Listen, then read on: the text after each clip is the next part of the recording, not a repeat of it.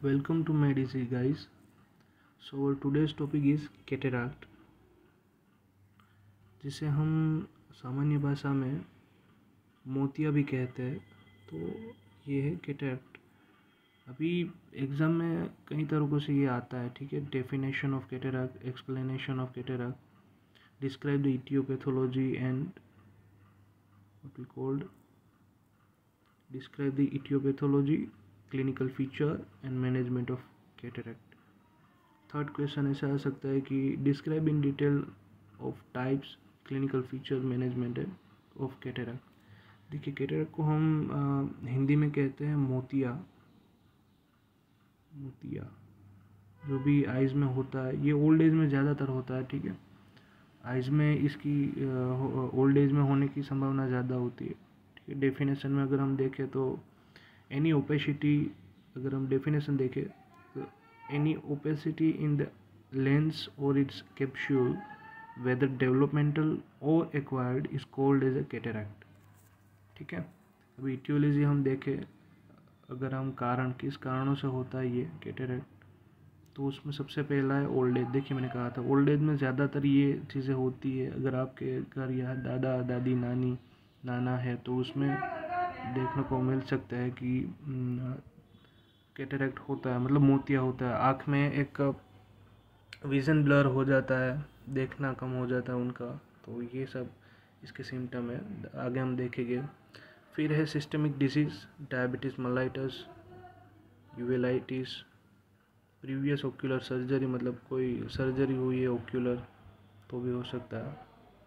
Systemic examination में हम देखेंगे कि अगर कोई मेडिकेशन ज़्यादातर ले रहा है, स्टीरॉइड्स ले रहा है या फेनोथाइजेमाइन ले रहा है, तो इससे हो सकता है। आयरोनाइजिंग रेडिएशन में एक्सरे के कारण और यूवी लाइट के कारण हो सकता है। कंजेनाइटल में part of syndrome, abnormal galactose metabolism and hypoglycaemia की वजह से भी हो सकता है। इनहेरिटेंस एबनॉर्मलिटी में myotonic dystrophy, Marfan syndrome, rubella and high myopia से भी हो सकता है, ठीक है। अभी हम कैटरैक्ट के दूसरे रीज़न कोजेज़ में अगर जाएँ तो ये vitamin A C E deficiency से भी होता है। देखिएगा, ये बहुत ही इंपॉर्टेंट टॉपिक है। Vitamin A C E smoking के कारण, स्मोकिंग ज़्यादातर 80% फैक्टर, 80% डिजीज़ में स्मोकिंग आएगा ही, क्योंकि स्मोकिंग के कारण काफ़ी डिजीज़ होती है, ठीक है। फिर ये जेनेटिक भी हो सकता है। अभी पैथोमेकेनिज्म है, कैसे होता है, मतलब अब हमने कारण तो जान लिए, ऊपर हमने कारण जान लिए, लेकिन अभी हमें देखना है ये होता कैसे है। एनी फिजिकल और केमिकल कॉजेज, कोई भी हो सकता है, फिजिकल कॉज भी होता है, केमिकल भी होता है। अगर टॉक्सिक सब्सटेंस के कांटेक्ट में अगर कोई आया है तो कैटरैक्ट होने के चांसेस ज़्यादा रहते हैं। Disturb the intracellular and extracellular equilibrium of water and electrolytes. देखिएगा, ये करता क्या है, पहले disturb the intracellular and extracellular equilibrium of water and electrolytes. पहली चीज़, हमारे आइज़ में जो इलेक्ट्रोलाइट्स होते हैं, ठीक है, और उसका जो इंट्रासेल्यूलर और एक्स्ट्रासेल्यूलर प्रेशर होता है, बैलेंस होता है, उसको पहले ये बिगाड़ता है। Derange the colloidal system of lens. देखिएगा, इस कोलोइडल सिस्टम को भी ये अफेक्ट करता है, ठीक है। एब्रिगेंट the fibres are formed from germinal epithelium of lens. ये भी हमारे जो एपिथेलियम में फाइबर होते हैं उसको नुकसान पहुंचाता है। और epithelial cell necrosis, last stage necrosis जो होता है क्या, तो local application of lens and epithelium, मतलब उसको कहते हैं ग्लूमेटोफ्लिकन। एक सेकंड गाइस, हाँ इधर गाइस, ठीक है। उससे क्या होता है, ossification of lens, ossification of lens take place and 3 biochemical changes, ठीक है गाइस। देखिए, ये पोर्शन समझने में मुझे भी ज़्यादा करना पड़ा था, मेहनत करनी पड़ी थी, क्योंकि फाइबर को अफेक्ट करने के बाद ये कैसे हमारे जो 3 बायोकेमिकल चेंजेस है वो हमारे आइज़ में होते हैं, ये बता रहा है ये, ठीक है। First is hydration, second is the lens degeneration of lens of protein and slow sclerosis. ठीक है, अभी इसमें एबनॉर्मलिटी आने के कारण लेंस के प्रोटीन में there is a disorganization of lens and fiber. ठीक है, और loss of transparency of lens, transparency को लॉस होने से कैटरेक्ट होने की संभावना ज़्यादा हो जाती है। ठीक है, क्लिनिकल फीचर हमको पता ही है, क्लिनिकल फीचर में आप जानते ही है गाइस क्या क्या हो सकता है। पहले तो blurring of vision, blurring of vision is normal cause of cataract. ठीक है, blurring of vision through some time patient present late obvious white opacity. In early stage the vision is collateral with the glasses, but the power would change rapidly. So one of the earliest symptom could be a frequent change of glasses. ठीक है, ये होता है। Uniocular polypia, doubling or trembling of objects, report by as multiple moons are seen at night. Colored hands may also be seen, reduce in visual acuity, usually gradual, painless and progressive. Double vision दिखना guys, vision blurry होना। ठीक है, धुंधला धुंधला दिखना, फिर doubling, एक ही object को हम डबल दिखना, दो मून दिखना, मतलब दो चंद्र अगर देख रहा है, कोई भी चीज़ देख रहा है तो उसे दो दिखेगी, विज़न ब्लर होगा उसका। ठीक है, सेकंड में आता है sight of myopia shift, loss of ability to see object. Bright object तो वो देख ही नहीं सकता, मतलब सनलाइट के सामने नहीं देख सकता, किसी लैंप या ट्यूबलाइट के सामने नहीं देख सकता। मोनोक्यूलर डिप्लोपिया भी उसको हो सकता है। ठीक है, कलर शिफ्ट हो सकता है, ये देखिए कलर शिफ्ट है इधर। अभी क्लासिफिकेशन ऑफ कैटरेक्ट में कौन कौन से क्लासिफिकेशन में हो सकता है, तो ये देखिए पहले age related, pre senile cataract, traumatic cataract, drug induce, secondary, ये एक्वायर्ड में है सारे।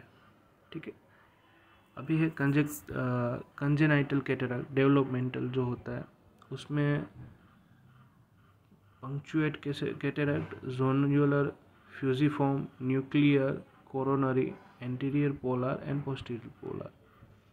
इसमें सिस्टेमिक एसोसिएशन भी हो सकता है, नॉन सिस्टेमिक एसोसिएशन भी हो सकता है कंजेनाइटल में। एक्वायर्ड में तो ये हो गया। ठीक है, अभी हम जाते हैं एज रिलेटेड में। तो ये गाइस एज रिलेटेड में अगर हम आए तो इटियोलॉजी में सेम ही रहेगा, ageing as per the name we can with common sense we can have predict that this will come. ठीक है, अल्ट्रावायलेट रेडिएशन के कारण भी हो सकता है, rare in person less than 50 years of the age. ठीक है, मैकेनिज्म में loss of transparency, pathomechanism में यही होगा गाइस, कोई भी एक्वायर्ड हो या कंजेनाइटल हो, ज़्यादातर पैथो मैकेनिज्म सेम ही रहेगा, क्योंकि किसी भी कारण से हो पैथो मैकेनिज्म तो एक ही होगा। ठीक है, अभी टाइप्स में जाए तो मॉर्फोलॉजिकल क्लासिफिकेशन भी आता है इसका। मॉर्फोलॉजिकल क्लासिफिकेशन में cortical senile cataract, cuneiform, cupuliform most common, ये क्यूप्लीफॉर्म में पोस्टीरियर सबस्कैपुलर कैटरेक्ट भी आता है। Nuclear cataract which is hard, mixed cortical nuclear cataract, then subcapsular, उसमें anterior subcapsular and posterior subcapsular. ये देखिए एग्जाम पॉइंट ऑफ व्यू से है, इसे कॉमन सेंस से अगर हम पढ़े तो आपको ज़्यादा मार्किंग में आएगा, क्योंकि मैंने भी ये लिखा था थर्ड ईयर में मेरे एग्ज़ाम में, तो काफ़ी ज़्यादा मार्क्स आए थे मेरे। मैच्योरिटी क्लासिफिकेशन में हम देखेंगे immature cataract, mature cataract, hyper mature and marginal cataract. ठीक है, अभी हम स्टेजेस में आते हैं, तो स्टेजेस देखिएगा, स्टेजेस कोई इतना ज़्यादा नहीं है, ये आप मेरी पीडीएफ में से पढ़ सकते हैं। ये पीडीएफ मैंने डिस्क्रिप्शन बॉक्स में दी तो मेडिसी करके जो मेरा टेलीग्राम चैनल है उसमें आपको सारी की सारी जो भी मैं पढ़ा रहा हूँ यूट्यूब पे वो पीडीएफ आपको मिल जाएगी फ्री। जो आपको एग्ज़ाम में काफ़ी ज़्यादा हेल्प करेगी। तो अगर आपको लगता है कि ये वर्थ इट है तो आप एक लाइक दे सकते हैं गाइस, ठीक है। ये देखिए गाइस, यहाँ तक सभी आप पढ़ सकते हैं मेरी PDF में, ठीक है। ये फिर से वही है क्लिनिकल फीचर्स। अगर हम देखें तो उसमें intolerance of bright light, uniocular polyopia, coloured vision, black spots, distortion of image, loss of vision, ठीक है। फिर ये जो क्यूनिफॉर्म मोस्ट कॉमन है उसका कैसा है, क्यूक्लिफॉर्म का कैसा है। आइज विजन लॉस तो होगा ही गाइस, क्योंकि कैटरेक्ट में सर्जरी के अलावा कोई और ऑप्शन नहीं रहता, ठीक है। डायग्नोसिस है, डायग्नोसिस में हिस्ट्री कलेक्शन है, विजुअल ओपेसिटी टेस्ट है, डायलेटेड आइज है, टोनोमेट्री है, स्लिप लैम्प एग्जामिनेशन है, और डायरेक्ट इनडायरेक्ट ऑप्थेल्मोस्कोपी भी है। ऑप्थेल्मोस्कोपी लास्ट स्टेज में ऑप्शन आता है। अगर इन सब चीज़ें हो जाता है, अगर इन सभी से नहीं होता तो फिर हमें ऑप्थेल्मोस्कोपी करने की ज़रूरत पड़ती है, ठीक है। कंजेनाइटल कैटरेक्ट, उसमें भी सेम है, मैटरनल, फोइटल, इटियोलॉजिकल, और किन किन वजहों से होता है। इटियोलॉजी मीन्स कारण, रीज़न क्या है, उसके होने का रीज़न क्या है, ये सभी रीज़न होते हैं। हेरिडेटरी, मैटरनल, फेटल, ये सब आप पढ़ सकते हो गाइस, क्योंकि अगर ये सब समझाने में जाऊंगा तो वीडियो काफ़ी बड़ा हो जाएगा गाइस, ठीक है। ये है पंक्चुएट कैटरेक्ट, जोन्युलर, फ्यूजिफॉर्म, न्यूक्लियर, ठीक है। ये कोरोनरी कैटरेक्ट है, तो आप इसे पढ़ सकते हैं अपने आप से, ठीक है। Now we come to the management. देखिए ये काफ़ी इम्पोर्टेंट है, मैनेजमेंट। हम कैटरेक्ट को ठीक कैसे करें, ट्रीटमेंट भी कह सकते हैं, मैनेजमेंट भी कह सकते हैं, ठीक है। नॉन सर्जिकल, अगर हमें सर्जरी किसी को नहीं करवानी तो क्या क्या हो सकता है। तो cause of cataract diabetes mellitus है तो हम उसे ठीक कर सकते हैं, ठीक है। अगर किसी ड्रग की वजह से होता है तो हम वो ड्रग स्टॉप कर सकते हैं। डिलेड प्रोग्रेस, अगर विटामिन ई की वजह से होता है, aspirin, salt of calcium, potassium, अगर ये कोई मिनरल्स की कमी है किसी व्यक्ति में तो हम उसकी भरपाई कर सकते हैं, उसमें सर्जरी की कोई ज़रूरत नहीं है गाइस, ठीक है। डार्क गॉगल हम यूज़ कर सकते हैं to avoid the sunlight and high beam light, ठीक है। अभी है सर्जिकल प्रोसीजर, अगर ये सब कारण नहीं है, डायबिटीज़ मेलाइटस नहीं है, किसी और चीज़ वजह से नहीं हुआ है, तो फिर हमें सर्जरी करनी ही पड़ती है गाइस। इसके अलावा कोई और हमारे पास नहीं है चांस।